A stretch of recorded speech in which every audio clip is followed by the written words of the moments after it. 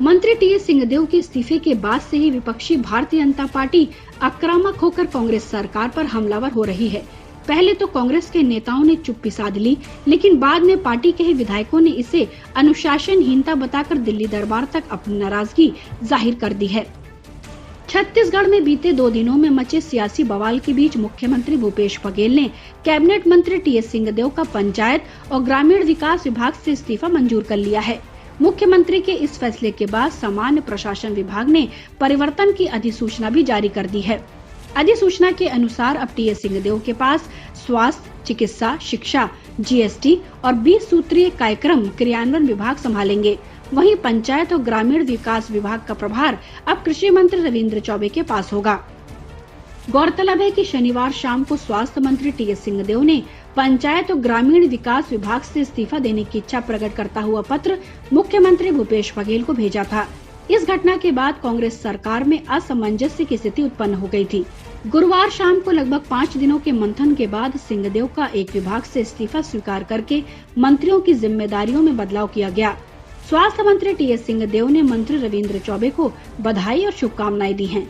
उन्होंने कहा है कि मंत्री रविंद्र चौबे बहुत ही अनुभवी विधायक हैं, बेहतर काम होगा। जब उनसे पूछा गया कि आपका विभाग रविंद्र चौबे को दिए जाने की क्या जानकारी आपको थी, तो सिंहदेव ने कहा कि यह विभाग मुख्यमंत्री खुद रखेंगे या किसी को देंगे, इसकी जानकारी मुझे नहीं थी। टीएस सिंहदेव से जब पूछा गया कि इस्तीफे के बाद से क्या मुख्यमंत्री भूपेश बघेल से भेंट या मुलाकात या किसी तरह की चर्चा हुई, तो उन्होंने कहा इस्तीफे के बाद से मुख्यमंत्री से चर्चा नहीं हो सकी।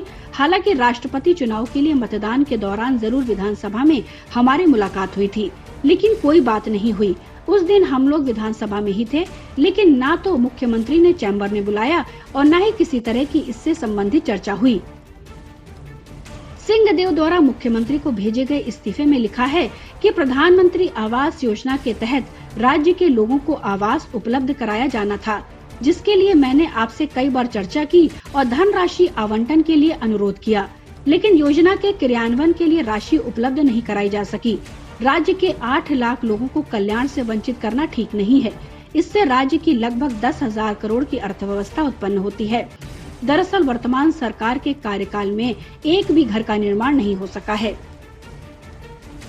सिंहदेव ने लिखा कि मंत्री की स्वीकृति के बाद मुख्य सचिव की समिति द्वारा अंतिम निर्णय लेने के लिए एक प्रक्रिया की गई, जो प्रोटोकॉल के विपरीत है। मैंने समय समय पर लिखित में आपत्ति दर्ज की है, लेकिन इस प्रणाली में कोई सुधार नहीं हुआ। Bureau report, public news.